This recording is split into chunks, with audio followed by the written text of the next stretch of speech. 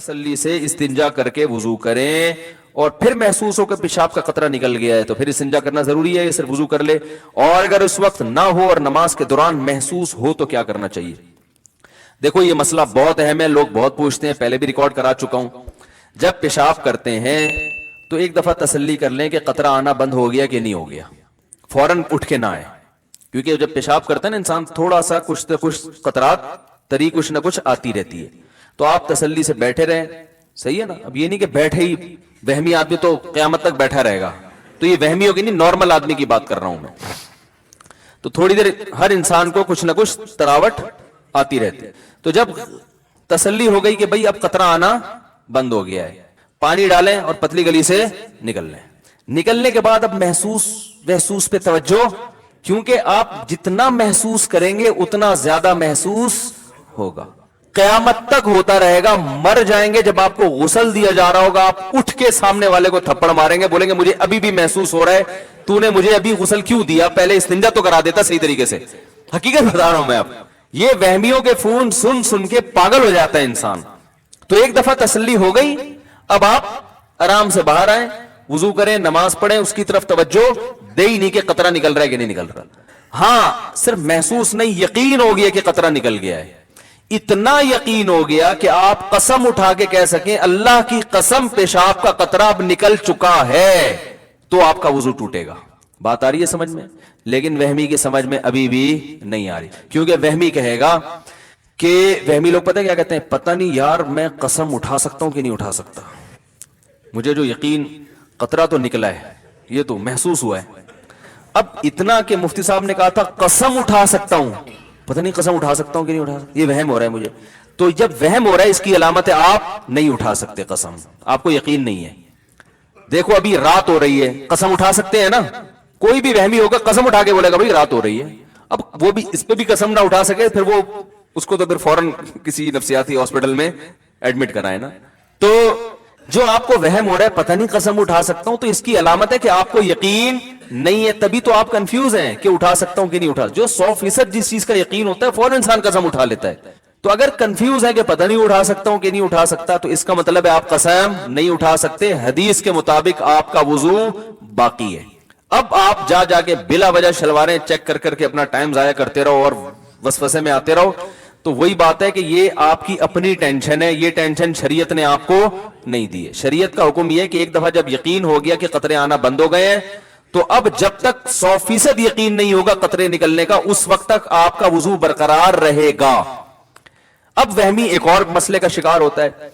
वहमी कहता है ठीक है मुझे यकीन नहीं है कि कतरा निकला है, लेकिन पॉसिबल तो है कि निकल गया हूं। समझ रहे? ये वहमियों को अगर बिलफर्ज निकल गया हुआ तो वुजू तो टूट गया, फिर नमाज तो नहीं हुई। उसका जवाब यह है कि भाई जब शरीयत ने कह दिया कि जब तक 100% यकीन नहीं है तो वुजू बाकी है, तो इसका मतलब है कि बिलफर्ज अगर निकल भी गया हो तो भी वुजू बाकी है। समझ में आ रही है बात? क्योंकि जब एक दफा पेशाब कर लिया और आपको अब यकीन हो गया कि अब कतरात नहीं आ रहे, तो आप इस्तिंजा करके बाहर आ गए। अब शरीयत यह कहती है कि अब वुजू कतरा निकलने से या ना निकलने से नहीं टूटेगा। अब जब तक निकलने का यकीन नहीं होगा नहीं टूटेगा, जब निकलने का यकीन होगा तो टूटेगा। अब कतरा निकलने से वुजू टूटता ही नहीं है, अब कतरा निकलने का यकीन होने से टूटेगा वुजू। बात आ रही है समझ में? लेकिन वहमियों की समझ में फिर भी नहीं आएगा। वो पता है एक और हमला करेगा शैतान। शैतान ये कहेगा कि देखो भाई असल में जो हुक्म था ना वो तो कतरा निकलने से, पहली दफा तो जब पेशाब किया तो कतरा निकला तो वुजू टूटा ना। क्या ख्याल है? ये तो शरीयत ने हमको आसानी में डालने के लिए, एक वहमियों को वहम से और टेंशन से बचाने के लिए शरीयत ने कह दिया कि यकीन हो कतरा निकलने का तो वुजू टूटेगा, यकीन नहीं है तो नहीं टूटेगा। लेकिन ओरिजिनल मसला तो यही है कि पेशाब निकलने से वुजू टूटता है, चाहे एक कतरा हो चाहे 10 कतरे हो। तभी तो जब पहली दफा पेशाब किया था मैंने बैठ के तो वुजू पूरा टूटा था मेरा। तो इसका मतलब है कि असल तो वही है। तो याद रखो वो जो असल है कि पेशाब निकलने से वुजू टूटता है, वो भी शरीयत के बताने से टूटता है ना, ये किसी अंग्रेज ने रिसर्च करके बताया था लेबोरेटरी में। तो जो शरीयत ने आपको यह बताया कि पेशाब निकलने से वुजू टूटता है, उसी शरीयत ने यह बताया कि यह उस वक्त टूटता है जब आपको निकलने का 100% यकीन हो। अगर यकीन नहीं है तो 100 दफा निकलता रहे नहीं टूटता। यह कोई मेडिकल साइंस की रिपोर्ट थोड़ी है कि पेशाब निकलने से वुजू टूट जाता है भाई। इसके बाद भी अगर किसी वहमी की समझ में मसला नहीं आया تو پھر یہ پولیس کا کیس ہے سیدھا سیدھا، بشرطے کہ جو پولیس آپ کا علاج کرے گی وہ خود وہمی نہ ہو، یہ ضروری۔ تو یہ پیشاب کا بھی یہی حکم ہے، اسی طرح ہوا خارج ہونے کا بھی یہی ہے۔ بعض لوگوں کا وہم ہوتا ہے پتہ نہیں ہوا خارج، جب 100% یقین ہو گیا کہ ہوا خارج ہو گئی ہے تو وضو ٹوٹے گا، جب تک 100% یقین نہیں ہے وضو نہیں ٹوٹے گا، سمجھ رہے ہیں؟ اسی طرح یاد رکھو کپڑے پہ ناپاکی لگ گئی ہے کہ نہیں لگی ہے، جب 100% یقین ہو گیا کہ لگ گئی ہے تو وضو تو ناپاک ہوگا کپڑا، جب تک 100% یقین نہیں ہے کپڑے کو پاک ہی سمجھا جائے گا۔ مثلا آپ جا رہے ہیں، بائک والا قریب سے گزرا، چھینٹیں پڑ گئیں، اب لوگ کہہ رہے ہوتے ہیں پتہ نہیں یار یہ پانی کی جو چھینٹیں لگی ہیں یہ کتے نے کہیں پیشاب تو نہیں کیا اس پانی کے اندر؟ تو بھائی آپ نے پیشاب کرتے ہوئے دیکھا کتے کو؟ نہیں دیکھا، تو بس اس کا مطلب یہ پانی کیا ہے؟ پاک ہے۔ حضرت عمر رضی اللہ تعالیٰ عنہ ایک سفر میں تھے، پانی ختم ہو گیا، لوگوں کو وضو کی ضرورت تھی، ایک تالاب میں پانی نظر آیا، چھوٹا سا تالاب تھا، تو کسی نے جا کے تحقیق کرنا شروع کر دی کہ اس میں کہیں کتے نے پانی منہ تو نہیں ڈالا۔ حضرت عمر کو غصہ آیا، فرمایا ابہموا ما ابہم اللہ، جس چیز کو اللہ نے چھپا دیا اس کو چھپائے رکھو، ہم نے تو نہیں دیکھا نا بلا وجہ تے، ہم تو یہی سمجھیں گے پاک ہے بھائی، اب تحقیق کر کر کے کتے کو منہ ڈلوا دو اس کے اندر، سب مصیبت میں پڑ جائیں گے۔ کہاں پانی تلاش کرتے، 1 میل دور پانی ہو تو وضو تیمم جائز تھوڑی ہے، 1 میل کون تلاش کرے گا پانی بیٹھ کے؟ تو اس لیے شریعت کا حکم ہے بھائی جو چیز پاک ہے، ہر چیز پاک ہے جب تک ناپاک ہونے کی دلیل نہ ہو، سمجھ رہے ہیں؟ اسلامی ملکوں میں گوشت حلال ہے جب تک حرام ہونے کی دلیل نہ ہو۔ آپ قصائی سے گوشت لے کر آتے ہیں، حلال ہے بھائی، کوئی کہ یار ہو سکتا ہے قصائی نے اللہ کا نام نہ لیا ہو، تو بھائی جب تک 100% یقین نہیں ہوگا کہ اللہ کا نام نہیں لیا ہم اس کو حلال ہی سمجھیں، کیونکہ اسلامی کنٹری ہے یہاں اللہ کا نام لیا جاتا ہے۔ ہاں غیر مسلم کنٹری میں حرام سمجھا جائے گا جب تک 100% یقین نہ ہو کہ اللہ کا نام لیا گیا ہے۔ تو شریعت کا اصول ہے بقاء ما کان علی ما کان، جو چیز جیسی تھی ویسی ہی سمجھی جائے گی، اس کے خلاف اس وقت ہوگا جب اس کی مخالفت کی مضبوط دلیل ہو، وہم سے نہیں ہے۔ کئی لوگ طلاق کا مسئلہ پوچھتے ہیں، میں نے 2 طلاقیں دی ہیں، یہ 3 میں بھول گیا، تو ہم کہتے ہیں 2 ہو گئی ہیں، تیسری نہیں ہوئی ہے، کیونکہ طلاق میں اصل ہے کہ نہیں ہو، جب تک ہونے کا یقین نہیں ہوگا طلاق واقع نہیں ہوگی۔ بعض لوگ کہتے ہیں پتہ نہیں مجھے وہم ہے میں نے بیوی کو طلاق دی ہے کہ نہیں دی ہے، ہم کہتے ہیں بھائی اصل یہ ہے کہ نہیں دی، جب 100% یقین ہو قسم اٹھا کے بولو کہ میں نے دی ہے تو ہوگی، ورنہ نہیں ہوگی۔ تو خام خام ملنا لوگ وہم میں پڑے ہوئے ہیں کہ یار وہ پتہ نہیں ہو گئی کہ نہیں دی ہے کہ نہیں دی ہے میں نے، او بھائی دی ہوتی تو ساری دنیا کو پتا چلتا ہے، ایسے تھوڑی ہو جاتا، بیگم نہیں چھوڑتی تمہیں، تو ایسے تھوڑی ہوتا ہے وہم۔ تو یہ ایک علاج ہے وہم کا، اور شریعت نے بھی بتایا ہے کہ جو چیز جیسی ہے ویسی ہی سمجھی جائے گی اس کے اچھا اسی طرح یاد رکھو انسانوں میں اصل یہ کہ سارے انسان اچھے ہیں، سمجھ میں آ رہی ہے بات؟ جب تک برے ہونے کی کوئی اتنی مضبوط دلیل نہ ہو کہ آپ قسم اٹھا کے بول سکو کہ اس آدمی میں یہ برائی ہے، اس وقت تک اس کو برا سمجھنا بھی جائز نہیں، حتیٰ کہ آپ نے اس کی برائی دیکھ لی اور اس میں اس بات کا کوئی لاجک بنتی ہے اس کی کہ ممکن ہے یہ ہو، ممکن ہے، جیسے آپ نے کسی کو کسی خاتون کے ساتھ کھڑا ہوا دیکھ لیا کہ ہوٹل میں چپکے سے دیکھا کہ کسی لڑکی کے ساتھ بیٹھا ہوا ہے، تو عین ممکن ہے شادی کی بھی ہو، اس میں کیا خیال ہے؟ آپ کہیں گے بھائی شادی ہے تو ان کی عمر 48 سال ہے، میری 48 نہیں ہے، پہلے بتا دوں میں کہ آپ سمجھ رہے میں اپنی مثالیں دے رہا ہوں۔ اب مسئلہ یہ ہوا آپ نے کسی کو کسی لڑکی کے ساتھ دیکھ لیا، عین ممکن ہے بھائی بیوی ہو نا، یہ تو امکان تو ہے نا، آپ کہہ سکتے ہیں اس کی بیوی کو تو میں جانتا ہوں، ہو سکتا ہے چھپ کے ایک اور شادی کی بھی ہو، تو جب تک اچھے معامل پر اس کو پھیرنا ممکن ہے شریعت آپ کو بدگمانی کی اجازت نہیں دیتی۔ اور ہمارے ہاں سگی بیوی کے ساتھ بیٹھا ہوا ہوتا ہے، 2 بچے بھی ہوتے ہیں، بدگمان اڑتے ہیں یار کسی سے بھی پکڑ لیے ہوں گے لوگوں کو بیوقوف بنانے کے لیے، کیا خیال ہے؟ ورنہ یہ بیگم کے ساتھ قائد اعظم کے مزار پہ کیا کر رہا ہے؟ صرف قائد اعظم کا مزار ہونا اس کی علامت ہے کہ یہ ڈیٹ مارنے آیا ہے۔ بھائی شریف لوگ بیوی کے ساتھ قائد اعظم کے مزار بھی جا سکتے ہیں اور کہیں بھی جا سکتے ہیں، تو اس لیے شریعت کا حکم یہ ہے کہ جب تک اچھا گمان کسی بھی درجے میں رکھنا پاسبل ہو آپ کو برا گمان رکھنے کی اجازت نہیں ہے۔ جب اللہ کا حکم ہے تو فالو کرو نا بھائی اس کو، اور اس سے کتنا ہنسی خوشی زندگی گزرے گی، سب اچھے ہیں۔ دیکھو اس سے ذہن کو سکون ملتا ہے کہ سب اچھے ہیں، اس سے ملتا ہے سارے برے ہیں، سارے چور ہیں۔ محلے میں ایک چور آ جائے نا ٹینشن دینے کے لیے کافی ہے۔ جب آپ نے یہ گمان رکھ لی یہ بھی چور ہے، یہ بھی فراڈی، یہ بھی 2 نمبر، یہ بھی ایسا، یہ بھی فلانا، یہ بھی، تو آپ تو سارا دن ٹینشن میں ہی رہو گے۔ تو کتنا اچھا ہے، یہ بھی بہت اچھا، یہ بھی بہت اچھا، یہ بھی بہت اچھا، یہ تو ہے ہی بہت اچھا، یہ جو بیٹھا ہوا ہے نا تو سارے اچھے ہیں تو خوش رہتا ہے انسان۔ ہاں معاملات کرتے ہوئے چھان پھٹک کے، پیسے دیتے ہوئے آدمی اس کا لیبارٹری ٹیسٹ کروا لے کہ یار پیسے لے کے بھاگنا، اس میں معاملات میں شریعت نے حکم دیا کہ بہت چھان پھٹک کے معاملات کرو۔ تو اس لیے اچھا گمان رکھنا چاہیے. اور اچھا گمان میں یہ بھی ہے کہ وضو نہیں ٹوٹا. یہ بدگمانی ہے کہ ابھی وضو کیا نہیں اور ٹوٹ گیا 2 منٹ میں. تو اچھا گمان اپنے بارے میں بھی کہ بھائی میں بڑا خاندانی وضو کرتا ہوں, اتنے آرام سے نہیں ٹوٹتا. بی بی تمیزہ کا وضو ہے, جس کو قاری صاحب نا بی بی تمیزہ کو وضو کرا کے گئے, اس کو وضو کرنا نہیں آتا تھا, نماز نہیں پڑھتی تھی. قاری صاحب نے پوچھا کیوں نہیں پڑھتی, کہنے وضو نہیں آتا. انہوں نے کہا چلو وضو میں کراتا ہوں, وضو کرایا, نماز پڑھائی. اس کے بعد وہ سفر پہ چلے گئے, 10 سال کے بعد آئے. بی بی تمیزہ سے کہا نماز پڑھ رہی, کہہ رہے 10 سال سے پابندی سے پڑھ رہی ہوں ماشاءاللہ. انہوں نے کہا وضو, کہہ رہے وہ تو آپ نے کرا دیا تھا. تو جیسے بی بی تمیزہ کا خاندانی وضو ہے, 5 بچے پیدا ہونے سے بھی وضو نہیں ٹوٹا. تو آپ اپنے بارے میں فہمیوں کو کہہ رہا ہوں, فرض کر لو کہ جب میں وضو کروں گا کسی کا باپ بھی اس وضو کو نہیں توڑ سکتا. میں یہ علاج بتا رہا ہوں, اللہ کی قسم یہ چیزیں سوچنے سے فائدہ ہوتا ہے. ان چیزوں کا علاج نفسیاتی ڈاکٹروں کے پاس نہیں ہوتا, ٹھیک ہے نا, کیونکہ بعض نفسیاتی ڈاکٹروں کا وہم ہو جاتا ہے کہ ہمارا وضو نہیں ہے. گزارش ہے کہ تشہد میں انگلی کی کن الفاظ پہ اٹھانی چاہیے, 1 مرتبہ اٹھانی چاہیے یا 1 سے زائد مرتبہ, اور یہ انگلی اٹھانا سنت ہے یا واجب یا مستحب؟ یہ مستحب عمل ہے. کلمہ توحید پر انگلی اٹھانے کا حدیث میں تذکرہ ہے, اشہدو ان لا الہ الا اللہ. وہ ہمارے جو مشہور انجینئر صاحب ہیں انہوں نے دعویٰ کیا کہ کسی حدیث میں نہیں ہے کہ لا الہ پہ انگلی اٹھائی جائے, الا اللہ پہ گرائی جائے. تو وہ جب میں نے ارادہ کیا تھا نا کہ سامنے فیس ٹو فیس بات ہوگی, تو میں وہ حدیث کا بھی حوالہ انشاءاللہ پیش کروں گا کہ آپ کہہ رہے تھے نہ کوئی صحیح حدیث ہے نہ کوئی ضعیف. دعوے کر کے نا, تو دعوے کرنے ہی نہیں چاہیے انسان کو, اتنے جب کیے ہیں تو پھر ان کو جب فیس تو کرو نا ان دعووں کو. تو میں کہہ رہا ہوں کہ میں بیٹھ کے آپ کو حوالہ بتاؤں گا. تو میں یہ ویڈیو نہیں بنا سکتا یہاں بیٹھ کے, کیونکہ ویڈیو پھر وہ گڑبڑ ہو جاتی ہے, وہ گھما دیں گے بات کو. تو اس لیے ہم کہتے ہیں کہ بھائی ہے, ٹھیک ہے نا.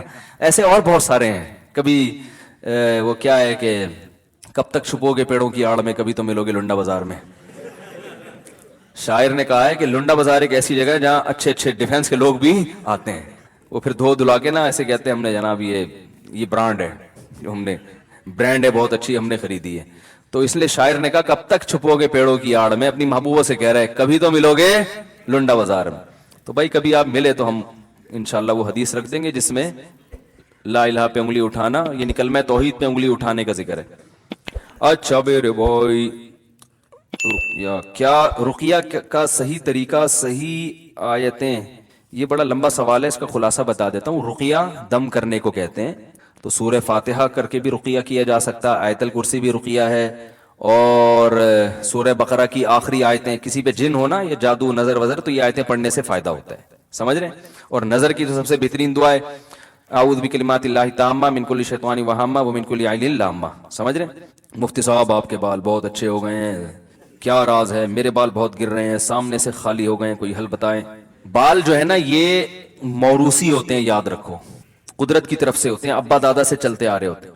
میرے داڑھی کے بال جھاڑ بجھکڑ ہیں, اور بہت سے بال میرے داڑھی کے سفید بھی ہو گئے, سر کے بال سفید نہیں ہوئے, بالکل کالے ہیں.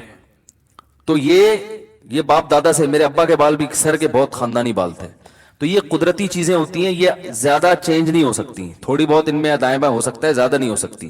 باقی میرے تو بالکل ایئرپورٹ تھا, کالے تو اب بھی ہیں, پہلے بھی تھے. وہ ایئرپورٹ کیسے ختم ہوا, اس پہ گھاس کیسے ہوگی, یہ ایک راز ہے جو کبھی چھاؤں میں ملے تو انشاءاللہ بتائیں گے. کبھی چھاؤں میں ملے تو انشاءاللہ بتائیں گے. اس میں بہت قربانیاں دی گئی ہیں اس کے لیے, ہل چلے ہیں, ٹریکٹر, کھاد ڈلی ہے اس میں, اور بڑی فصلیں اگائی گئی ہیں اس میں باقاعدہ, پودے لگے ہیں, سمجھ رہے ہیں نا. پھر اس کے چھڑکاؤ ہوا ہے, بہت اس میں محنت ہوئی ہے بھائی, تب جا کے یہ لہلہاتی فصلیں. اور یہ ہر ایک کے کامیاب بھی نہیں ہے. یہ ٹریکٹر جو چلتا ہے نا, اس کے لیے پہلے سے کچھ تھوڑا سا یعنی صلاحیت بھی ہونی چاہیے بال اگنے کی. بہت سے لوگوں نے کوشش کی ہے لیکن سوائے ذلت کے کچھ بھی حاصل نہیں ہوا. میرا سوال یہ ہے کہ میں ایک لڑکی کو پسند کرتا ہوں اور الحمدللہ برسر گزار بھی ہوں, لیکن اس لڑکی گھر والوں سے کوئی تعلق نہیں ہے. کبھی وہ لوگ مجھے آپ اصلاح فرمائے, کوئی صورت ہو جائے کہ بھائی پسند کرتے ہیں, گھر والے راضی نہیں ہیں, شادی کرنا چاہ رہے ہیں, یہ پرچہ آپ لڑکی کے ابا کو دے دیں, سمجھ رہے ہیں, یا اس کے گھر والوں کو دے دیں کہ میں پسند کرتا ہوں, آپ لوگ راضی نہیں ہو رہے, سمجھائیں, انشاءاللہ مان جائیں گے. جب یہ سنا تھا کہ غسل کرتے میں ایک بال برابر جگہ بھی خوش رہ جائے تو غسل نہیں ہوگا, تب سے غسل کرنا بہت مشکل ہو چکا ہے. غسل کرنے میں اسلام, ارے وہاں نکاح پڑھانے جانا ہے, وہ میں سمجھ رہا ہوں یہ کلاس کے لیے آج آپ کیوں آ گئے. اچھا کتنے بجے ٹائم دیا ہوا ہے ان کو, اوہ تبھی یہ اشارہ کر رہے ہیں یہ مجھ سے پڑھتے ہیں, تو میں نے کہا آج تو کلاس کی چھٹی ہے, اتوار کا دن ہے, یہ بیان ہوتا ہے نا, تو ان کی کلاس کی چھٹی, تو یہ بار بار یوں کر رہے ہیں کہ میری کلاس آئے ہو. تو مجھے غصہ آ رہا ہے کہ ان کی کلاس آج ہے نہیں, یہ خام خواہ. مجھے بھی یاد ہے ان کو کہیں نکاح پڑھانے جانا ہے. تو بھائی پھر یہ اگلی دفعہ, وہ دولہا افورڈ نہیں کر سکتا تاخیر جو ہے نا. جزاک اللہ. نبی نے کیا فرمایا؟ جس نے خواہشات کو اپنا ہدف بنایا کہ میں یہ خواہش, یہ خواہش, یہ خواہش, یہ بھی ہو جائے, یہ بھی ہو جائے, تو آپ نے کیا فرمایا؟ کیا اس کی خواہشات پوری ہو جائیں گی؟ کیا وہ خوشیوں میں آ جائے گا؟ نا نا نا نا نا نا. یہ پیغمبر کہہ رہے ہیں, اللہ کے سچے پیغمبر, وہ کبھی بھی خوشیوں میں نہیں آئے گا. فرمایا اس کو کیا سزا ملے گی؟ جعل اللہ من کانت الدنیا ہمہ جعل اللہ فقرہ بین عینیہ. دولت کے پیچھے بھاگے گا نا تو اللہ اس کے سامنے فقر و فاقہ کا خوف رکھ دیں گے. سمجھ رہے ہو؟ دولت کے پیچھے بھاگ رہا ہے, آ رہی ہے, مل بھی رہی ہے, لیکن خوف کیا ہوگا کہ یہ مجھ سے چھن نہ جائے. اس بات کی ٹینشن, یار یہ ختم نہ ہو جائے, یار یہ چھن نہ جائے, یار کوئی کاروبار کو نقصان نہ ہو جائے. بڑے بڑے کروڑ پتی فیکٹریوں کے مالک آتے ہیں, کہتے ہیں کہ لاشعوری سا خوف ہمیں ستاتا ہے. دنیا کی ہر نعمت ان کے پاس, مگر دماغ میں نا ایک کہہ رہے ہیں ہمیں خود بھی نہیں پتا ہم ڈر کس چیز سے رہے ہیں, لیکن سکون نہیں ہے.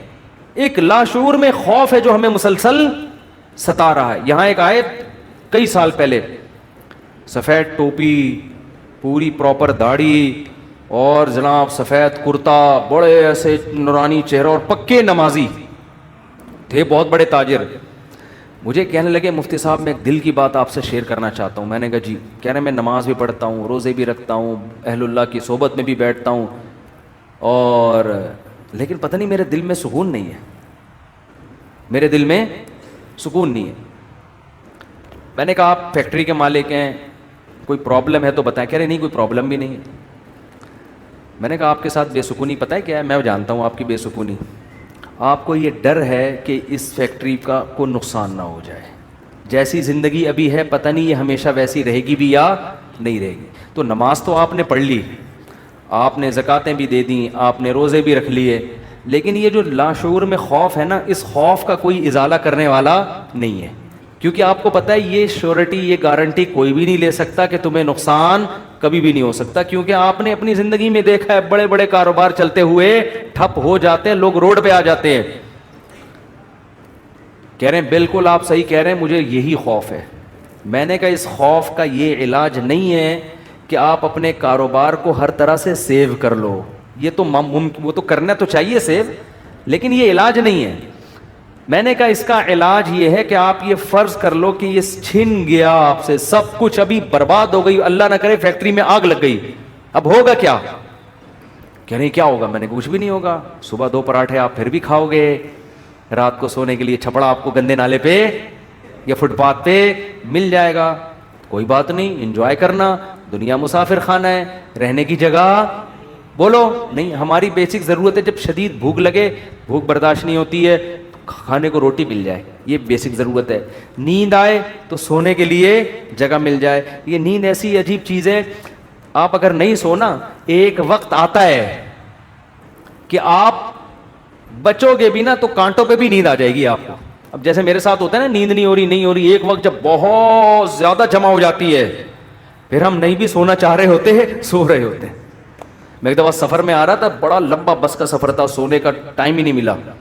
تو جب ہم سکھر تک پہنچے نا, تو پرانی بات ہے 20-25 سال پرانی, تو میں ایسا سویا ہوں, کبھی اس کے اوپر جا کے دھڑام سے گر رہا ہوں, وہ اٹھا رہا ہے بے بھائی کیا کر رہے ہیں مولوی صاحب, پھر جب ادھر کو کر دو دھڑام سے اس کے اوپر گرا, وہ کہہ رہا ہے بے مولوی صاحب تمیز سے بیٹھو یار, پھر ادھر. میں جاگنے کی کوشش کر رہا ہوں, لیکن یہ اللہ کی رحمت ہے کہ جو چیز ضروری تھی وہ اللہ نے آپ کے اوپر مسلط کر دی. تو میں نے کہا نیند کا بھی کوئی ٹینشن لینے کی ضرورت نہیں ہے, سونے کی کہیں بھی جگہ نہ ہوئی نا آپ کو. اور جب گہری نیند آتی ہے نا, انسان پہ مسلط ہوتی ہے, بے شک نرم گدا نہ بھی ہو, سونے کا مزہ خاندانی آتا ہے. آدمی کہتا ہے کہیں سر ٹکانے کی, کوئی بندے سے کہتا ہے تو خالی ہاتھ یوں رکھ کے کھڑا ہو جا تھوڑی دیر کے لیے, کہیں سر ٹکانے کی ذرا سی جگہ مل جائے, ایسا مزہ آتا ہے سونے میں. وہ جو سبزی والا جو میرے پیسے لے کے بھاگا تھا نا, وہ ٹھیلے پہ سوتا تھا رات کو, وہ رات کو ٹھیلے پہ سوتا تھا. اس کو سکون تھا نا, اس کی سکون نہیں تھا اصل میں, وہ تھک اتنا جاتا تھا نا فراڈ کر کر کے ادھر سے پیسے, تو رات کو آ کے اب اس کو جگہ نہیں ملی تو میں نے کئی دفعہ دیکھا ٹھیلے پہ سو رہا ہے وہ. مزدور لوگوں کو دیکھ لو نا آپ, جہاں جگہ ملے سو جاتے ہیں وہ. تو میں نے ان سے کہا کہ ٹینشن لینے کا نہیں ہے, آپ کی بیسک ضرورت نیند ہے, وہ آ جائے گی, کہیں بھی آ جائے گی, بیٹھے بیٹھے سو جاؤ گے. اور کھانے کی ضرورت, اتنا رزق اللہ انشاءاللہ آپ کو دے دے گا. اور شدید بھوک میں تو میرے بھائی دال میں بھی وہ مزہ آتا ہے جو ایک مالدار کو قورمے بریانی میں آتا ہے. شدید بھوک لگ رہی ہو نا, دال کھانے کا اپنا مزہ. میں نے کہا دال مل جائے گی. پھر کہنے لگے بیوی بچوں کا کیا ہوگا جب اتنی غربت ہوگی, خطرہ ہوگا تو بھاگ جائیں گے. میں نے کہا جو خود سے بھاگے اسے بھاگنے دو. ٹھیک ہے نا, جو خود سے بھاگے اسے کوئی ٹینشن. مسافر خانہ ہے نا بھائی. نیک بیوی تو وہ ہوتی ہے جو آپ کی شریک حیات ہے. جب دولت تھی اس وقت بھی ساتھ, جب غربت تھی اس وقت بھی ساتھ. تو اگر غربت میں وہ بھاگ گئی, بولو اے اللہ اچھا ہوا تو نے زندگی میں ہی جان چھڑا دی. کیا خیال ہے بھائی؟ اور میں نے کہا جب دوبارہ پیسہ آئے تو پھر اس کو لے کے نہ ہو, بولو اب وہیں رہو. اب کیا کرنا ہے, وہیں رہو. غیرت مند آدمی تھوڑی ایسی چیزیں پالتا ہے لے کے. تو میں نے کہا بھاگتا بھاگتا کوئی ہے نہیں آج کل, لیکن اگر بھاگ گئی ٹینشن نہیں, مسافر خانہ ہے, ویسے بھی مر جاتے تو قبر میں دفنا کے آ جاتی وہ. تو کوئی ٹینشن نہ لو میرے بھائی, کسی چیز کی ٹینشن لینے کا بالکل بھی نہیں ہے. ہم مسافر خانہ ہے. ہماری فیکٹریوں کو اللہ نہ کرے آگ نہ بھی لگے تو بھی تو مرنا ہے نا. ارے فیکٹری تم نہیں مرے, فیکٹری مر گئی, یہ زیادہ اچھا ہے. اس سے بہتر کہ تم مر جاتے اور فیکٹری بچ جاتی. کوئی فرشتہ آئے اور کہے اللہ نے مجھے حکم دیا ہے اس کی فیکٹری کو آگ لگوا دو, لیکن اس کو آپشن دے دو کہ تو مرے یا تیری فیکٹری کو مار دیں. آدمی کہتا ہے بھائی مزدوروں سمیت مار دے اس پوری فیکٹری, مجھے بچا لو. یہی ہوگا نا, مجھے بچا لو. تو ان کو تھوڑا سکون ہے. میں نے کہا آپ کا مسئلہ یہ ہے کہ آپ نماز پڑھتے ہیں, علماء کے پاس ہی بیٹھتے ہیں, مگر آپ نے دل میں دنیا کی محبت کے گٹر ابل رہے ہیں آپ کے. ہمارے حضرت فرمایا کرتے تھے بہت سے لوگ ایسے ہیں, بڑی بڑی داڑیاں, تہجد گزار اور جناب بڑے ہر بات پہ درود شریف, لیکن دل میں دنیا کی محبت کے گٹر پالے ہوئے ابل رہے ہیں.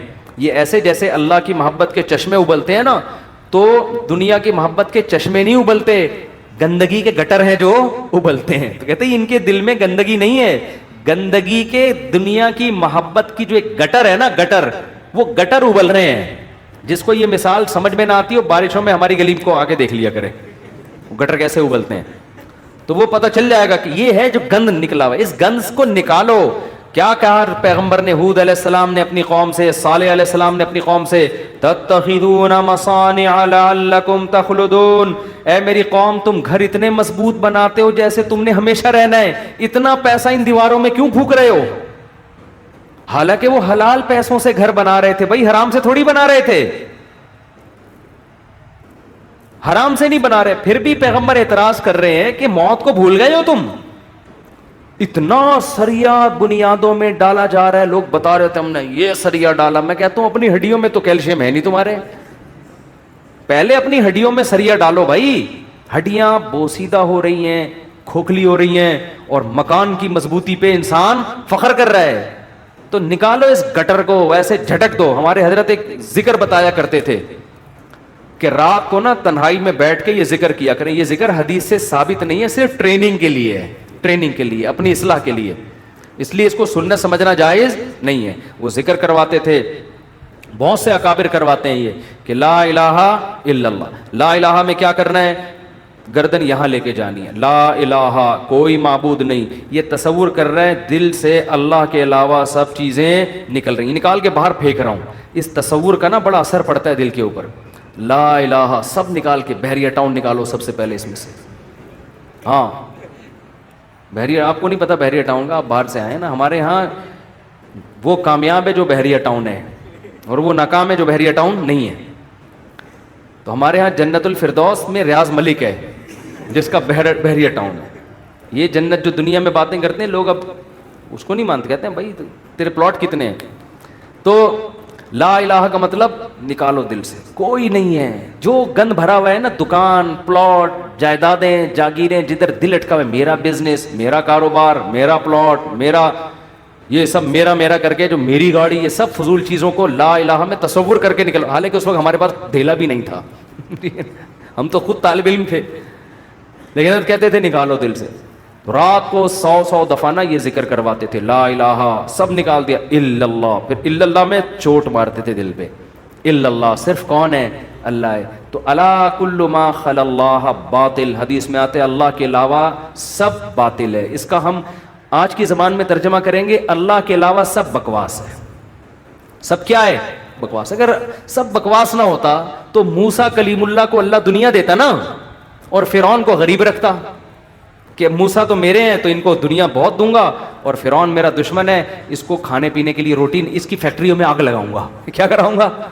فیکٹریاں تو فرعون کی چل رہی تھیں، اس کے محلات کے نیچے نہریں بہہ رہی تھیں، اور موسیٰ کلیم اللہ کو فرعون غربت کے تانے دیتا تھا، ان کے پاس تو کچھ بھی نہیں ہے، شادی کرنے کے لیے تو 10 سال بکریاں چرائی ہیں انہوں نے۔ آپ شادی کرتے ہیں نا، اصل میں کیسے بھائی اتنے اچھے خاندان میں شادی ہوئی، آپ بتاتے ہیں یار ایکچولی میرا بزنس، اور وہ انہوں نے ایسا میرا اسٹیٹس دیکھا کہ خود ہی دے دی انہوں نے۔ اور غریب آدمی، ابے تجھے کیسے مل گئی؟ تو کیا کہہ رہا تھا؟ یار کسی کا رکشہ ادھار لے کے گیا تھا میں بتانے کے لیے، وہ بیچارہ فخر کر سکتا ہے؟ تو فرعون یہ تانے دیتا موسیٰ علیہ السلام کو کہ ام انا خیر من ھذا الذی ھوا مہین، میرے پاس دولت یہ غریب۔ تو اس سے پتہ چلتا ہے اللہ کے علاوہ اس دنیا میں سب کچھ کیا ہے؟ بکواس۔ ہمارے نبی کچرے کے ڈھیر پہ صحابہ کے ساتھ گئے، ایک مری ہوئی بکری کا بچہ، سوری مری ہوئی بکری کا بچہ نہیں، بکری کا مرا ہوا بچہ، سمجھتے ہو؟ بکری کا مرا ہوا بچہ مردار ہوتا ہے نا، بو آ رہی ہوتی ہے، پھول پھٹ رہا ہوتا ہے۔ آپ نے صحابہ سے فرمایا کوئی ہے جو اس کو کچھ درہم میں خریدے؟ صحابہ نے کہا یا رسول اللہ اس گند کو کون خریدے گا؟ آپ نے فرمایا اللہ کی نظر میں اس دنیا کی حیثیت اس سے بھی کم ہے۔ جو ہم اس کو لفٹ کرا رہے ہیں نا، میرا پلاٹ، میری گاڑی، چند اصل میں یہ سمجھ میں آتی نہیں ہے، آنکھ بند ہوگی تو سمجھ میں آ جائے گا یار کس چیز پہ میں نے محنت کی۔ تو دل سے دنیا کی محبت نکالو، اور یہ ذکر تنہائی میں اجتماعی نہ کرے، ایک بدعت نہ بن جائے۔ ہاں لاؤڈ اسپیکر کھول کے بھی مسجدوں میں ہو رہا ہے، ایک ٹوپی ڈرامے شروع ہو جاتے ہیں، ہر چیز کو نا لوگ انٹرٹینمنٹ کا ذریعہ بنا لیتے ہیں۔ اب یہ ذکر میں نے بتا دیا تو اب پتہ چلا مسجدوں میں پروگرام چلنے، آئیے ہمارے یہاں 3:05 پہ ذکر ہوگا، پھر ہاں ہو رونا دھونا کرنا کرانا کچھ بھی نہیں ہوتا۔ تو تنہائی میں بیٹھ کے اگر 100 دفعہ ایسے کر لیں، لا الہ ہلکی آواز کے ساتھ، لا الہ الا اللہ، لا الہ الا اللہ، لا الہ الا اللہ، آپ کئی دن تک کنٹینیو کریں گے، آپ کے دل کی کیفیت بدلنا شروع، پھر آپ کو لگے گا یار لا الہ کوئی نہیں ہے، سب بکواس ہے۔ پھر کوئی آپ سے آ کے کہے گا نا ابے بحریہ ٹاؤن، آپ کہو گے میں تو رات کو 100 دفعہ دل سے یہ بحریہ ٹاؤن نکالا ہے میں نے، تو کس بحریہ ٹاؤن کی بات کر رہا ہے؟ دنیا رکھو ضرور، ایسا نہ ہو کہ پلاٹ ہی بیچ دیں صبح اٹھ کے۔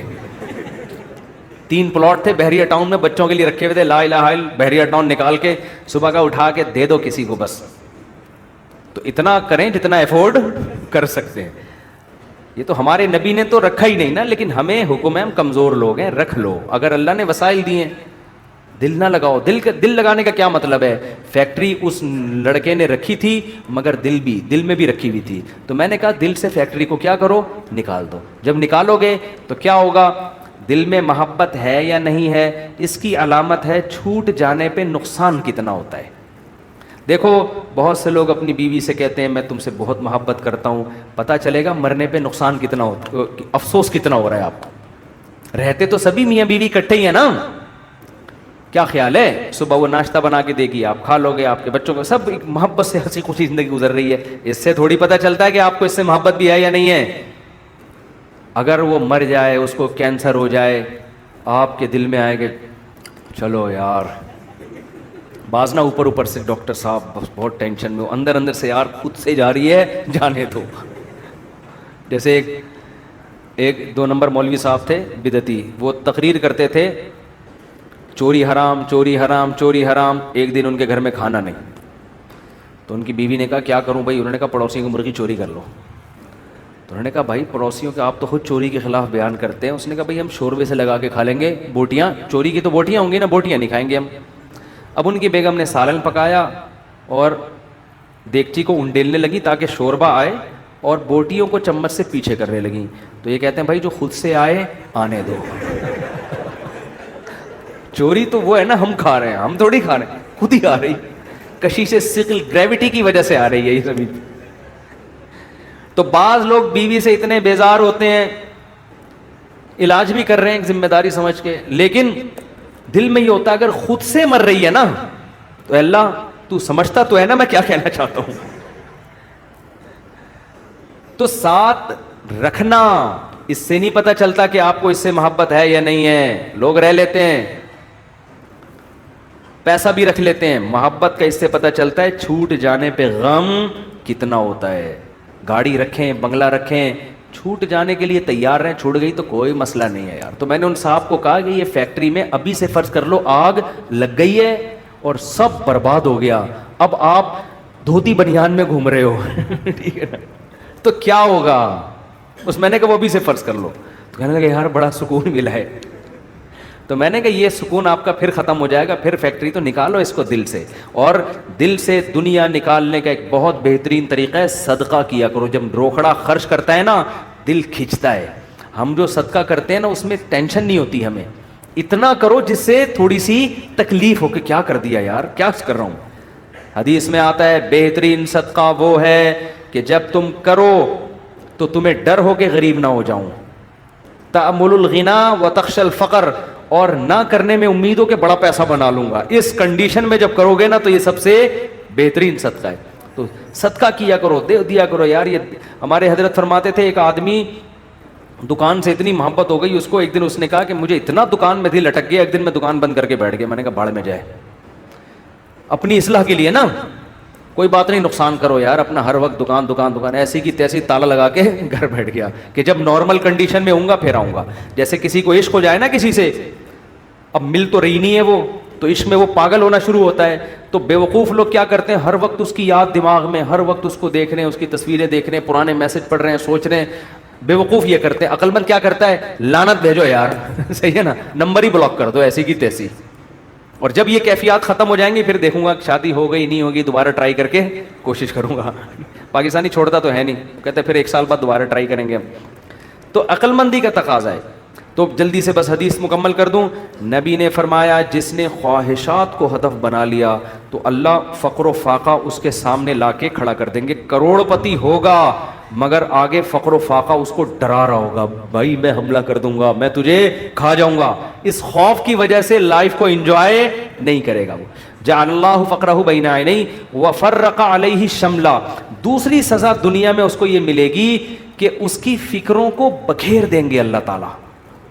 اتنے مسائل ہوں گے کہ میرا یہ صرف ایک پیسہ مسئلہ نہیں ہوگا, یار یہ کام بھی ہو جائے, یار یہ بھی ہو جائے, یار یہ بھی ہو جائے, یار فلاں سے تعلقات بھی ٹھیک ہو جائیں, یا لوگ میری مخالفت کرنے وہ بھی چھوڑ دیں, یار وہ فلانا. یعنی وہ اتنے انڈے بچے ہوں گے کہ سارے انڈوں سے چوزے نکلیں, تو اس کی یہ خواہش ہوگی. حالانکہ کبھی مرغی کے سارے انڈوں سے چوزے نکلتے ہیں, دو چار تو خراب ہو جاتے ہیں نا. تو فرقہ یہ اور عجیب ٹینشن, سکون نہیں ہوگا. یہ بھی اس کی فکریں اللہ کیا کر دے گا, اس کے سامنے بکھیر دے گا. یہ بالکل ایسے ہے جیسے بہت ساری ٹینشنیں اگر ایک پوٹلے میں ہو نا, انسان کہتا ہے اٹھا کے پوٹلا پھینک دو ختم, اور وہ پوٹلا کھل کے بکھر جائے.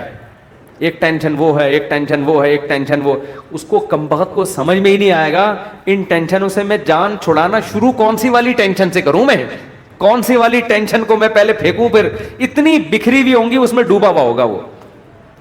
اور آگے آپ نے فرمایا وَلَمْ يَأْتِهِ مِنَ الدُّنْيَا إِلَّا مَا قُدِّرَ لَهُ. یہ سارے کام دنیا کے لیے کر رہا تھا نا, وہ دو بکھیڑے پال لیے اس نے, دنیا کے لیے سب کچھ کر رہا تھا, اور اس کی دو سزائیں تو اللہ فوراً دے دے گا, فقر و فاقے کا خوف اور ٹینشنوں کو بکھیر دے گا. یہ دو ٹینشنیں تو چلو ہم کہتے یار دنیا مل جاتی تو چلو یہ ٹینشنیں بھی قبول ہیں. اللہ کہتے ہیں ملے گی اتنی جتنی مقدر ہے. نبی نے فرمایا ملے گی اتنی نہیں جتنی اس کی چاہت ہے, اتنی جتنی اللہ نے لکھی ہوئی ہے. اگر یہ زیادہ کی کوشش کرے گا تو ہو سکتا ہے دھیلا بھی نہ ملے, اور ہو سکتا ہے ڈبل مل جائے. تو یہ بھی اس کی چاہت پہ نہیں ہے, یہ کس کی چاہت پہ ہے, اللہ کی. تو یقینی پھر بھی نہیں ہے وہ. پھر میں چٹکلا سنا دوں نا, یقینی پھر بھی نہیں ہے. ایک آدمی کو بیوی اچھی نہیں لگتی تھی, بیچاری نے ہر طرح سے کوشش کر لی کہ میں اپنے میاں کو اچھی لگوں, اچھی پھر بھی نہیں لگ رہی اس کو. ایک دن وہ بڑی خوبصورت لپسٹک اور خوبصورت زیور اور خوبصورت ساڑی اور بڑا خوبصورت لباس، ہر چیز بڑی وی آئی پی پہن کے آ گئی. ابھی اب بیوی کی تعریف کر رہے ہیں، یار کیا خوبصورت چوڑیاں پہنی ہوئی ہیں. کہہ رہی تھینک یو، آپ کا بہت شکریہ. کیا خوبصورت ساڑی. کہہ رہی وہ لڈو پھوٹ رہے ہیں کہ آج تو میرا میاں بڑا خوش ہے. بہت اچھا ماشاء اللہ ڈریس آپ نے، کیا خوبصورت لپسٹک. ایک ایک چیز کی تعریف کر کہتے ہیں اچھی پھر بھی نہیں لگ رہی. اتنا کچھ اچھا پہنا ہوا ہے مگر تو پھر بھی اچھی نہیں لگ رہی. یہ مطلب ہے اس حدیث کا کہ اتنی ٹینشنیں اٹھانے کے بعد ہو سکتا ہے دنیا ملے پھر بھی نہیں، وہیں کا وہیں کھڑا رہے جہاں سے چلا تھا. اور اس کے مقابلے میں آپ نے فرمایا من کانت الآخرۃ ہمہ، جس نے اس دنیا کو پسے پش ڈال کے کہا میرا ہدف آخرت ہے. یہ دنیا اصل ہدف ہے ہی نہیں. ملے ٹھیک ہے، نہیں ملے ایسی کی تیسی. یہ ایسی کی تیسی یاد رکھ لیں. ملے ٹھیک ہے، بحریہ ٹاؤن میں پلاٹ مل گیا ٹھیک ہے، نہیں تو گندے نالے پہ لے لیں گے. مل گیا ٹھیک ہے، نہیں تو ریڈی لگا لیں گے. مل گیا ٹھیک ہے، نہیں تو ویسے ہی بیٹھ جائیں گے. ٹھیک ہے نا. یہ جس کا یہ خوف، اور اصل کیا ہے آخرت. مجھ سے گناہ نہ ہو جائے کوئی، اگر ہو جائے تو جلدی سے توبہ کر کے اللہ کو مناؤں. آپ نے فرمایا جس نے آخرت کو ہدف بنا لیا، جنت تو بعد میں ملے گی، کچھ انعامات دنیا میں ملنا شروع ہو جائیں گے. پہلا انعام جعل اللہ شملہ جمع لہ من کانت الآخرۃ ہمہ جعل اللہ غناہ فی قلبی. اس کو فقر و فاقہ کا خوف تھا نا، فرمایا اس کے دل میں اللہ غنا، اس کے دل کو مالدار بنا دے گا. اس کو ایسا لگے گا یار جتنی میری ضرورت نہیں ہے اللہ نے رزق کی بالٹیاں میرے اوپر انڈیل دی ہیں. میری ضرورت صبح 2 روٹی کی ہے اور روٹی کے بجائے اللہ پراٹھے کھلا رہا ہے. عجیب بات ہے یا نہیں ہے. میری ضرورت تھی صرف چائے پراٹھا مل جائے اور اللہ مجھے انڈے بھی کھلا رہا ہے. نہیں یار یہ سمجھ میں تو رہنے دو، بس یہ آخری ہے. آپ لوگ بھی بہت تھک گئے ہوگے نا. میری ضرورت تھی کہ میں کسی طرح بس روٹی اور پانی مل جائے، نوالا حلق میں اتار لوں، کیونکہ مسافر خانہ ہے نا. ارے بس میں سفر کر رہے ہو، ٹرین میں سفر کر رہے ہو، شدید بھوک لگ رہی ہے، آدمی کہتا ہے یار 2 نوالے کہیں اسٹیشن سے خرید کے لے آ. آگے پپو کا گھر آنے والا ہے پشاور میں، چاچو کا گھر آنے والا ہے، تو مزے ہی مزے بکرے رکھے ہوئے وہاں پہ. سفر کی ٹینشن تھوڑی لے گا، پھر کیوں لے گا ٹینشن. وہ لوگ کہتے ہیں یہ سیٹ سفر میں تجھے جو ہے نا ٹرین میں بڑی بہترین سیٹ ملی لیکن تیری نہیں ہے، یہ تجھے چھوڑنی پڑے گی. آدمی کا تو کیا مسئلہ ہے یار، میری ہو وسیم بھائی کی ہو، مجھے تو بیٹھنے سے مطلب ہے. تو کہتا ہے گھر میرا ذاتی ہو یا کرائے پر ہو، رہنے سے مطلب ہے. بنایا وسیم بھائی نے کروڑوں روپے کا، 20-25 ہزار کرایہ دے کے میں رہ رہا ہوں، لائف کو انجوائے میں کر رہا ہوں. بیوقوف وہ ہے جس نے بنایا. سمجھ میں آ رہی ہے کہ نہیں آ رہی. یار تمہارے پاس اپنی گاڑی نہیں، تم ٹیکسیوں میں جاتے ہو، کوئی بات نہیں یار، ٹیکسی خریدی اس نے، میں 500 روپے دے کے سفر میں کر رہا ہوں. تو میری ضرورت تو نہیں تھی. لوگوں تو پیدل سفر کیے ہیں اتنے لمبے لمبے. موسیٰ علیہ السلام تو مصر سے مدین پیدل گئے ہیں، اور ہم یہاں سے صدر پیدل نہیں جا سکتے. تو ہماری ضرورت تھوڑی ہے، لیکن اللہ نے اتنا احسان کیا، گرین بس بنا دی. بھائی امام مہدی کے آنے سے پہلے کراچی میں گرین بس چل پڑی. سبحان اللہ. جس کراچی میں گٹروں کے ڈھکن نہیں ہیں اس پر اللہ نے اتنا انعام کیا، گرین بس چل رہی ہے. اور کچھ لوگ تو ہمارے ایسے ہیں 50 روپے دیکھ کر صبح سے لے کے رات تک ایئر کنڈیشن کے چکر میں بیٹھ گئے، وہ کہ گھر میں گرمی لگ رہی ہے تو 50 روپے دو اور اے سی میں لائف کو کیا کرو، انجوائے کرو. ایسے بھی لوگ ہیں. وہ سنا ہے پھر انہوں نے کوئی قانون چینج کیا. شروع میں ایسا آیا تھا کہ 50 روپے تو بیٹھے رہو کوئی نہیں پوچھے گا، تو لوگ صبح فجر کے بعد جا کے بیٹھ گئے کھانا وانا لے کے، رات کو اتر کے گھر آ گئے. انہوں نے کہا سارا دن آج ٹھنڈک میں ہم نے گزارا ہے. ٹھیک ہے نا. تو نبی نے فرمایا جعل اللہ غناہ فی قلبی، اللہ اس کے دل میں غنا. تبھی تو میں نے بعض غریبوں کو بڑی پرسکون لائف میں دیکھا ہے. ایک غریب کے 10-15 بچے تھے، میاں بیوی اور پھر ماں باپ بھی اسی کے ساتھ، اور وہ موسمبیاں بیچتا تھا ٹھیلے پہ. میں نے کہا یار کیسے اس موسمبی میں کھلا لیتے ہو سب کو. کہہ رہے یار اللہ کا دیا بڑا فضل ہے، صبح کھانا بھی پکتا ہے، آٹا بھی، دوپہر کا کھانا بھی، رات کا کھانا بھی، اسی میں کھاتے ہیں، رات کو سوتے ہیں. اللہ کا فضل ہے، کرایہ بھی نکل آتا ہے گھر کا. تو میں نے کہا یہ دیکھو، ایک وہ فیکٹری والا ہے جو کہہ رہے لاشعور میں کیا ہے، مجھے خوف ہے. خوف کیوں؟ جب آخرت اصل بنا لی تو پھر انسان کو جتنا ملے گا اس سے وہ سمجھتا ہے مجھے میری مسافر کو اتنے کی ضرورت نہیں ہوتی. اے اللہ تو مجھے میری ضرورت سے بہت زیادہ دے رہا ہے، مجھے ضرورت اتنے کی نہیں ہے. سمجھتے ہو؟ بلکہ اگر گاڑی نہیں بھی ہوگی کہے گا اللہ تو نے پاؤں سے معذور لوگ پیدا کیے ہیں, میری دونوں ٹانگیں سلامت ہیں جو کانپ بھی نہیں رہی ہیں. بعض لوگوں کی ٹانگیں کانپ رہی ہیں نا, تو میری دونوں ٹانگیں سلامت ہیں, یہ بڑی فضیلت کی بات ہے. تو ہر چیز پہ کیا رہے گا وہ خوش. ہم اب دیکھو یہ باتیں جب انسان کسی کی زندگی میں دیکھتا ہے نا پھر سمجھ میں آتی ہے, اس لیے کہتے ہیں بزرگوں کی صحبت بہت ضروری ہے. ہم نے یہ چیزیں اپنے شیخ میں دیکھی ہیں, انتہائی غربت میں بھی کہتے تھے اللہ نے اتنے انعامات کیے ہیں کہ مجھے شرم آتی ہے, شرم آتی ہے کہ اللہ تیرے احسانات کا ہم کچھ بھی تو بدلہ نہیں دیا نا. حالانکہ کیا تھا, ہمارے شیخ کے پاس کوئی اپنی پراپرٹی نہیں, کرائے کے گھر پہ ساری زندگی گزاری, اور دل سے کہہ رہے ہوتے تھے اللہ. اور کبھی کوئی پریشانیاں ماضی کے بیان بھی کرتے نا تو وہ کہتے ہیں میں صرف آپ کو سبق دینے کے لیے بتا رہا ہوں, ورنہ وہ بیان کرتے ہوئے مجھے شرم اتنی آ رہی ہے کہ اللہ کہے گا 2-4 پریشانیاں میں نے تجھے زندگی میں کیا دی اور تو لوگوں کے سامنے گاتا پھر رہے. شرم آتی تھی ان کو. ہمارے یہاں زندہ رہنے کا کتنا شوق ہے نا لوگوں کو, بڑی عمر بڑی عمر. حضرت کہتے ہیں جب میں 63 سال کا ہو گیا تو مجھے تو اب شرم آنے لگی, یار میں ابھی بھی میں زندہ ہوں, کتنے لوگ دنیا سے چلے گئے. اب ایسا نہ ہو کسی بوڑھے کو جا کے آپ کہیں کہ آپ کو شرم آنی چاہیے, یہ تو بھائی بدتمیزی کی بات ہوگی. بوڑھوں کے لیے دعا کریں اللہ ان کو اور زیادہ لمبی عمر دے, کیونکہ جب آپ 63 کے ہوگے آپ کو شرم ورم نہیں آئے گی, آپ کہوگے یار کسی طرح بچ جاؤں میں, اور کوشش بھی کرو ان کو بچانے کی. کیونکہ بعض بیوقوف ہوتے ہیں, ہمارے ایک رشتے دار ہیں جا کے ہمارے نانا سے بول دیا کہ اتنی لمبی عمر سے اللہ نے پناہ مانگی ہے, وہ 99 سال کے ہو گئے تھے. تو ہم نے کہا بھائی کم بخت, یہ ان کے سامنے کہنے کا تھوڑی ہے اتنی لمبی عمر سے اللہ نے پناہ مانگی ہے. تو جعل اللہ غناہ فی قلبی, اللہ اس کی طبیعت میں کیا پیدا کر دے گا غنا. جب ملے گا لوگوں سے, لوگ کہیں گے اپنا گھر ابھی تک نہیں بنایا, کہہ رہے یار بنایا تو وسیم بھائی نے تھا, رہ کون رہا ہے, میں ایسا انجوائے کر رہا ہوں. نل کے توڑو, دیواروں کو نیلا پیلا کرو, کرایہ دار جو واٹ لگاتے ہیں, بچوں نے وائٹ بورڈ بنایا ہوتا دیواروں کو, کیلیں ٹھوکو اس میں ایسی کی تیسی کر کے, جب زیادہ غصہ آئے وہ نکال دے تو نکل کے دوسرا لے لو, کرائے پہ تو ہر جگہ گھر مل جاتے ہیں. تو وہ خوش رہے گا, خوش.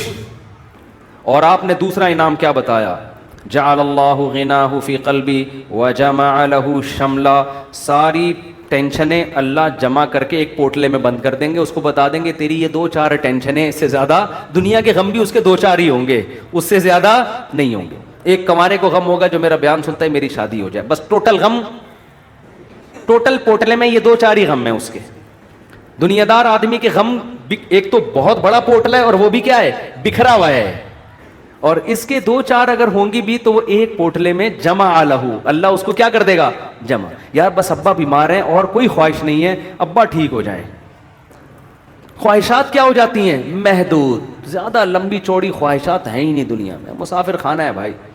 وجمع له شملا, اور آپ نے فرمایا وآتته الدنیا وہی راغما, پہلے والے کی حالت کیا تھی, سب کچھ کر لیا, اچھی پھر بھی نہیں لگ رہی, وہی تھا نا, ملا پھر بھی نہیں. فرمایا اس کے پیچھے دنیا آئے گی, ناک رگڑتے ہوئے ذلیل ہو کے آئے گی, یہ دنیا کو لفٹ نہیں کرائے گا. اس حدیث کا مطلب سمجھنا ہے نا, اہل اللہ کی زندگیاں دیکھو, ہم نے دیکھی ہیں, ایسے رزق کے دروازے کھلتے تھے ان کو. ہمارے حضرت کے پاس جب نوٹوں کی گڈیاں آتی تھی نا, جب رزق کے دروازے کھلے, حضرت سے گنا نہیں جاتا تھا, کیونکہ حضرت کا ٹائم بڑا قیمتی تھا. گنتے تھے, یار یہ کیا مسئلہ ہے یار, کئی دفعہ نا 2-3 نوٹ گن لیتے تھے, پھر کہتے تھے بس وہ دے دینا جتنے بھی ہیں. اور آپ کے پاس آئے بیٹھ کے یوں کر کے نا 6 دفعہ تھوک لگا کے, یار یہ پھر لائٹ میں دیکھ رہے ہیں. ہمارے محلے میں ایک بندہ رہتا تھا, کوئی اس کو جانتا نہیں ہے, بہت پرانی بات ہے اس لیے غیبت نہیں آئی. وہ اتنا کنجوس دکاندار تھا, اس کا نام بنیا رکھا ہوا تھا لڑکوں نے. اس وقت چمنی اٹھنی بھی چلتی تھی, چمنی چارہ نے 1 روپے کا 1/4. ہمیں یاد ہے ہم کوئی چیز خریدنے آتے نا چمنی, تو وہ چارہ نے کو نا یوں کر کے دیکھ رہا ہوتا تھا کہ نقلی تو نہیں ہے. ابے چارہ نے کہاں سے کوئی نقلی چھاپے گا یار, اتنا دیکھ رہا ہوتا تھا یوں کر کے نا اس کو. اس کا نام لڑکوں نے رکھ دیا تھا بنیا, ٹھیک ہے نا. تو ایسا دل میں ہوس, ایسی ہوس, گن رہے ہیں بیٹھ کے بار بار. تو ہم نے دیکھا ہے, تو نبی نے فرمایا آتتہ الدنیا, دنیا اس کے پاس آئے گی, اور یہ استغنا کے ساتھ, وہی راغما, یہ دنیا کے پیچھے ناک نہیں رگڑے گا, دنیا اس کے پیچھے ناک رگڑے گی, ذلیل ہو کے آئے گی اس کے پاس, اور یہ لفٹ نہیں کرائے گا, محبت نہیں دے گا اس کو. اکرام تو کر لے گا, عزت تو دے گا کہ بھئی آ رہی ہے آنے دو, محبت نہیں کرے گا اس سے، وہ بھائی ہم فانا چیزوں سے دل نہیں لگاتے. پلاٹ مل گیا بحریہ ٹاؤن میں، اچھی بات ہے ماشاء اللہ. نہیں ملا کوئی بات نہیں، اور مل گیا زیادہ تھوڑی دل لگانا ہے اس کو لفٹ تھوڑی کرانی ہے زیادہ. ہر وقت اسی پر آپ کو پتہ ہے میرے 3 پلاٹ ہیں بحریہ ٹاؤن میں، آپ کو پتہ ہے میرا گھر بن گیا ہے، آپ کو پتہ ہے یہ ہے، آپ کو پتہ ہے وہ ہے. ہر وقت پاگلوں کی طرح چیخ رہے ہوتے ہیں. تو اس لیے دل کا سکون چاہتے ہو تو اس دنیا کو دل سے جھٹک کے نکال دو، ایسی کی تیسی. صحیح ہے نا؟ اور ہدف کس کو بناؤ؟ آخرت کو. اور اس میں یہی ہے گناہوں سے بچو بھائی. اللہ تعالی ہم سب کو سمجھنے کی، عمل کرنے کی توفیق عطا فرمائے. مجھ سے مسافہ نہ فرمائے، لوگ بہت زیادہ ہو جاتے ہیں. اچھا بھائی، صدقہ فطر کس شخص کو دینا بہتر ہے؟ غریب آدمی کو. اگر کسی شخص کی سیلری کم ہونے کی وجہ سے آج کل کے حساب سے ضرورت پوری نہیں ہوتی، اگر اس کے پاس 70-80 ہزار روپے جمع نہیں ہوئے ہیں، سونا چاندی بھی نہیں ہے، کوئی الگ سے پراپرٹی بھی نہیں ہے، تو اس کو صدقہ فطر دے سکتے ہیں. پبلک لیجنڈ ادارے پر، کمپنی پر حکومت کی طرف سے لازم ہوتے کہ اپنے مالی بہت لمبا سوال ہے. اتنا لمبا سوال اب میں یہاں پڑھوں گا لوگ ٹینشن میں آ جائیں گے بعد میں. کن وجوہات کی بنا پر عورت اپنے شوہر سے ڈیورس لے سکتی ہے؟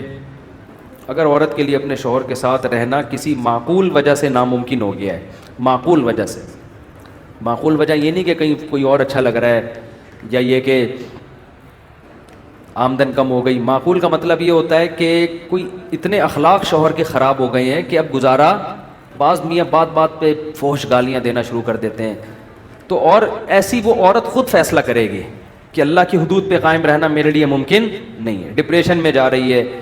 تو ایسی صورت میں اگر وہ طلاق کا مطالبہ کر لے تو جائز ہے. باقی طلاق ہوگی اس وقت تک نہیں جب تک شوہر دے گا نہیں. یہ کورٹ نہیں کر سکتی یہ کام. کورٹ کی جو کورٹ کی ڈیورس ہے نا، یہ ڈیورس پہ میں کئی بار بیان کر چکا ہوں. آج کل جو عدالتوں میں خلا کی ڈگریاں دی جا رہی ہیں ان میں 90% کالعدم ہے. کچھ کیسز ایسے ہوتے ہیں جن میں وہ ڈگری معتبر ہوتی ہے. تو کورٹ سے جب بھی کوئی خلا کی ڈگری لے گا پہلے اس کو مفتیوں سے پوچھے گا کہ یہ خلا صحیح ہوا ہے کہ نہیں ہوا. اچھا بھائی، اگر کورٹ کی طرف سے بیوی کو طلاق ملے گا تو بیوی شوہر کے نکاح میں نہیں رہتی ہے. اگر شوہر نے کورٹ خلا نامے پہ سائن نہیں کیے تو عورت نے اگر خلا لیا تو پہلے مفتیان کرام سے پوچھے کہ یہ خلا ہوا بھی ہے کہ نہیں ہوا، ورنہ اس کا پرانا نکاح باقی ہوگا. شادی سے پہلے میڈیکل چیک اپ کروانا، اگر بھائی اگر آج کل یہ بڑا رواج ہو رہا ہے شادی سے پہلے لڑکا کا بھی میڈیکل چیک اپ، لڑکی کا بھی میڈیکل چیک اپ، تو نکاح کو خام خام میں اپنے اوپر نہ پابندیاں نہ لگاؤ. اگر پہلے سے خطرہ ہو کسی کے بارے میں، خاندانی مسئلہ چلا آ رہا ہے، پھر تو ٹھیک ہے. لیکن نارمل اس میں اللہ پہ توکل کرنا چاہیے، اللہ پہ اعتماد کرنا چاہیے. تو کوئی اگر فیملی کا کوئی ہسٹری ہے پہلے سے پتہ ہے تو پھر تو ٹھیک ہے، پھر تو احتیاط کریں، ورنہ نارملی یہ کام نہ کریں.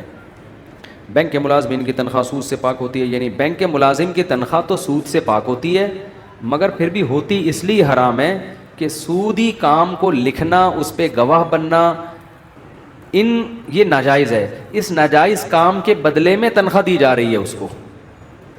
مثال کے طور پر آپ نے کہا فلاں کی چیز اٹھا کے لے آؤ، اس کے بدلے میں تمہیں اپنی حق حلال کی آمدن سے 50 روپے دوں گا. تو آپ دے تو حق حلال سے رہے ہو، لیکن جس کام کے بدلے میں دے رہے ہو وہ کام کیا ہے؟ ٹھیک نہیں ہے، تو اس کے لیے وہ حرام ہوگی. تو بینک میں جو سودی بینک میں جو لوگ جاب کرتے ہیں اور سود میں انوالو بھی ہوتے ہیں، ان کی آمدن کو سودی نہیں کہیں گے، حرام کہیں گے. سمجھتے ہو؟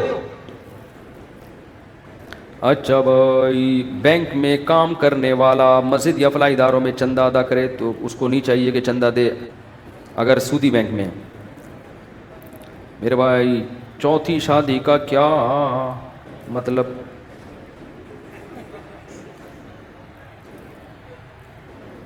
انہوں نے کوئی اپنا پرسنل مسئلہ ہے، یہ کوئی پرسنل ہے بیچارہ، کوئی اس کو کوئی مل نہیں رہی.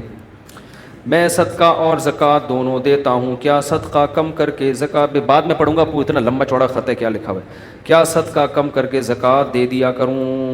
جی ہاں، زکوٰۃ صدقے میں زکوٰۃ کی نیت کر لیں احتیاطاً، تاکہ کوئی کمی بیشی ہوئی ہو تو وہ پوری ہو جائے. فطرہ دوبارہ دینا ہے، پہلے کشمش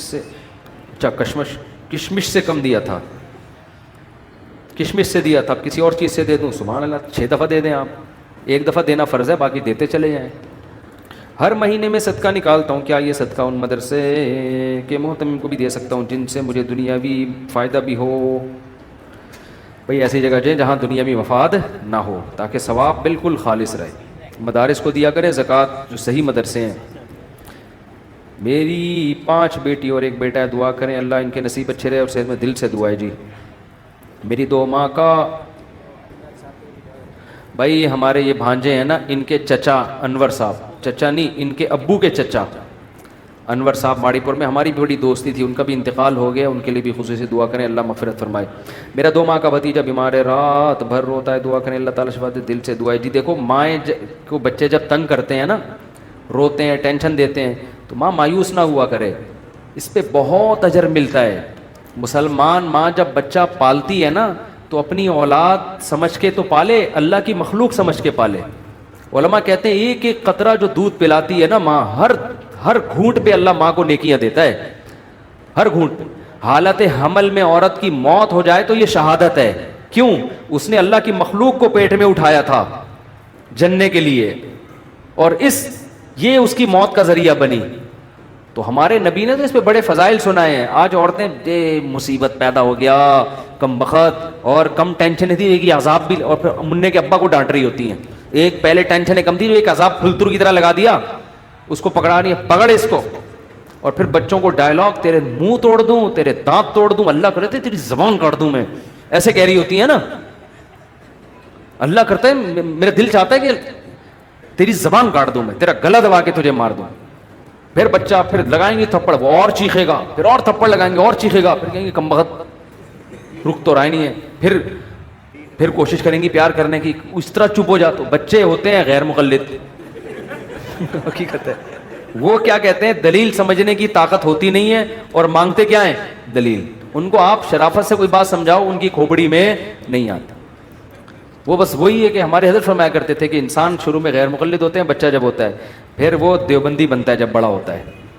دیوبندی میں یہ ہوتا ہے کہ ہاں بھائی ہمیں تو اللہ نے علم نہیں دیا, لیکن تھوڑا اس میں یہ کرنٹ ہوتا ہے کہ بھائی ہم ایسا مقلد بھی نہیں بننا کہ بس جو مرضی بولتا رہے, ایسے بدعتوں میں بھی نہیں آنا. پھر جب عمر زیادہ ہوتی ہے تو پھر وہ براڈ مائنڈ, اب سب ٹھیک ہے جانے دو یار, تو وہ کیا بن جاتا ہے, وہ بریلوی بن جاتا ہے. پھر کہتا ہے یار یہ بھی 40واں بھی ٹھیک ہے, 30 بھی ٹھیک ہے. یعنی وقت کے ساتھ ساتھ نا اس کا ظرف تو کرنٹ کم ہونا شروع ہوتا ہے اور ظرف بڑا ہونا. وہ پھر وہ کہتا ہے جوڑ پیدا کرو یار, وہ بھی ٹھیک ہے اور یہ بھی ٹھیک. شروع میں کرنٹ بہت ہوتا ہے. تو بچے بھی ایسے ہی ہوتے ہیں, مانتے نہیں کسی کی بات.